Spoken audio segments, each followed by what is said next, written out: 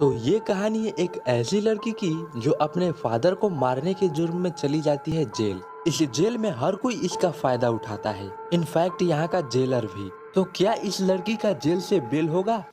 आइए देखते हैं, बैठकर मजा आएगा। तो कहानी शुरू होती है एना नाम की एक लड़की को दिखाते हुए। एना अपने स्टेप फादर के साथ रहा करती थी। एक दिन इसका स्टेप फादर दारू पी करके आता है और इसे चाटे मार करके इसके साथ जबरदस्ती करने की कोशिश करता है। तभी एना भी अपने फॉर्म में आ जाती है और इसे धक्का दे देती है, जिससे ये बुढ़ा किसी नुकीले चीज पर जा करके टकरा जाता है और इसकी गला कटने की वजह से वहीं पर मौत हो जाती है। अब पुलिस आती है और एना को पकड़ करके जेल ले जाती है। कोर्ट में एना खुद को बेगुनाह साबित करने की बहुत कोशिश करती है, बट इसकी एक नहीं सुनी जाती और इसे 4 साल की सजा हो जाती है। अब एना को औरतों वाले जेल में ले आया जाता है, जहां पर हम इस जेल के जेलर फ्रैंक को देखते हैं। फ्रैंक इन नई आई हुई कैदियों को यहाँ का रूल फॉलो करना होगा और अगर नहीं किया तो तुम लोगों को कड़ी से कड़ी सजा मिलेगी। इसके बाद एना को इसके सेल में ले जाया जाता है। यहाँ इसकी मुलाकात एक जेनी नाम की लड़की से होती है। अगर जेनी के बारे में बताऊं तो ये जेल में 5 सालों से रह रही है। साथ ही ये ना किसी से बात करती है और ना ही घुलती मिलती है। लेकिन जब इसने एना को देखा तो ये इसकी तरफ अट्रैक्ट होने लगी।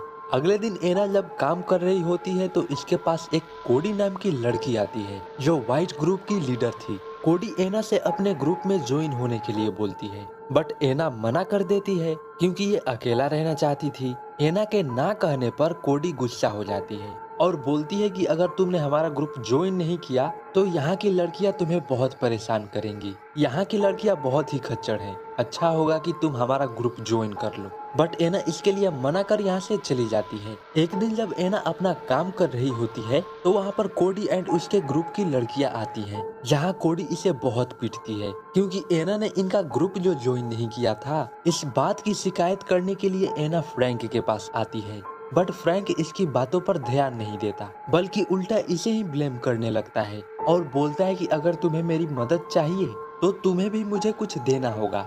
ये बोल करके फ्रैंक एना को टच करने लगता है। ये देख करके एना समझ जाती है कि इसके माइंड में चल क्या रहा है, इसलिए एना यहाँ से चली जाती है और अपने सेल में आकर के रोने लगती है। तब जेनी इसे कहती है कि अगर तुम्हें इस जेल में रहना है तो तुम्हें इस सब की आदत डालनी पड़ेगी। ये कह करके ये एना के करीब आती है और इसे किस करने लगती है, जिसके बाद दोनों यहाँ पर कुछ करने लगते हैं।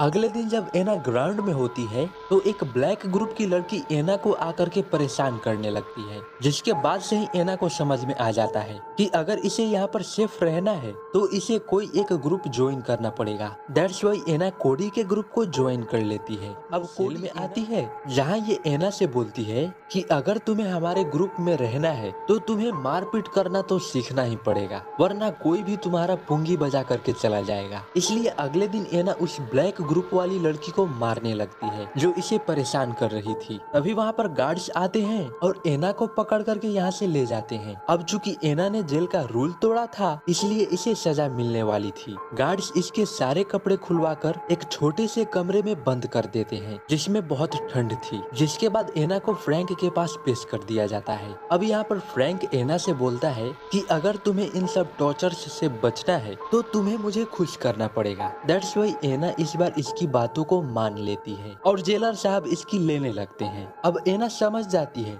कि यहाँ पर रहने के लिए इसे कैसे सरवाइव करना पड़ेगा, जिसके बाद एना कोडी के पास आती है जहाँ दोनों मिलकर के नशे करने लगते हैं, जिसके बाद दोनों कुछ करने लगते हैं। अब अगले दिन हम देखते हैं कि वही ब्लैक ग्रुप की लड़की जिसको एना ने मारा था, ये एना के पास आकर के इससे फाइट लेने लगती है और देखते ही देखते इन दोनों ही ग्रुप के बीच फाइट स्टार्ट हो जाती है, जिसके अगले सीन में फिर से एना को फ्रैंक के पास लाया जाता है और फ्रैंक इन सब के लिए एना को ही गिल्टी मान रहा था क्योंकि ये इसका फायदा जो उठाने वाला था और इस बार भी बिना देर किए उठाने भी लगता है। जिसके बाद ये एना से बोलता है कि अगर फिर से तुम्हारी कंप्लेन आई तो तुम्हें बहुत टॉर्चर करूंगा। एना अब इस सब से परेशान हो चुकी थी, इसलिए इसके पास बस एक ही रास्ता बचता है, मतलब कि एना अब नशा करने लगती है। ये बात जब कोडी को पता चलता है तो ये नशा करने से मना करती है बट एना कोडी के बातों को नहीं मानती, इसलिए कोडी एना को अपने ग्रुप से निकाल देती है। ये बात जब इस ब्लैक लड़की को पता चलता है कि एना ने ग्रुप को छोड़ दिया है तो ये अपना ग्रुप ला करके एना को बहुत पीटती है। एना अब पूरी तरह से नशेड़ी बन चुकी थी। इसी जेल में 2 लड़कियां भी होती हैं जो हर वक्त नशे में रहती थी, इसलिए एन भी इनका ग्रुप ज्वाइन कर लेकर एना और भी ज्यादा नशेड़ी बन जाती है। एक दिन जेनी एना को समझाने की कोशिश करती है बट एना इसकी बातों पर गौर ही नहीं करती। अगले सीन में हम देखते हैं कि एना अकेले ही जाकर के इन ब्लैक ग्रुप वाली लड़कियों के साथ फाइट ले लेती है, जिसके बाद फिर से यहाँ पर गार्ड्स आते हैं और फिर से इसे उसी ठंडे रूम में डाल देते हैं, जिसके बाद फ्रैंक इसे उस रूम से बाहर निकालता है। बाहर निकलते ही एना फिर से जाकर के नशे करने लगती है, लेकिन इस बार कोडी इसे देख लेती है और ये इसे समझाने की कोशिश करती है, लेकिन तभी यहाँ पर कुछ गार्ड्स भी आ जाते हैं जिनके साथ फ्रैंक भी था। यहाँ एना इनको खुद को मारने की धमकी देने लगती है कि तभी इसे एक गार्ड रोक लेता है,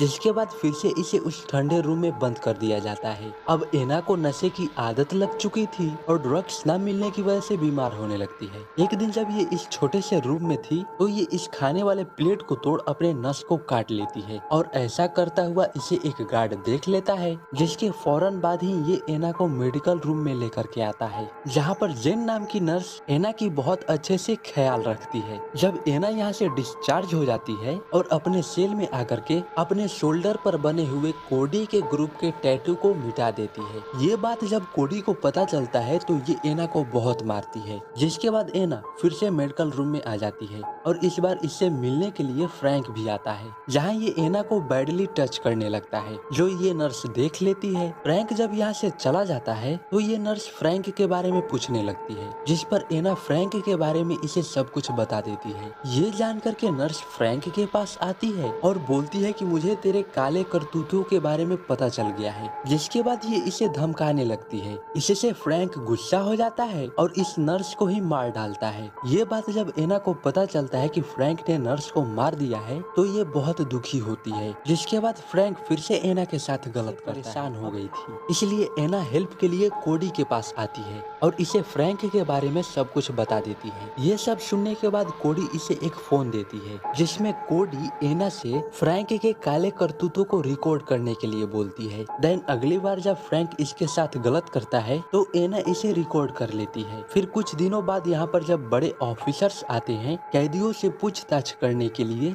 जहाँ एना फ्रैंक का वो वीडियो इन्हें दिखा देती है, जिसके तुरंत बाद ही फ्रैंक को गिरफ्तार कर लिया जाता है और ये ऑफिसर्स एना से माफी भी मांगते हैं, साथ ही इसकी सजा भी खत्म कर दी जाती है, जिसके बाद एना जेल से रिहा हो जाती है और इसी के साथ मूवी भी यही एंड हो जाता है।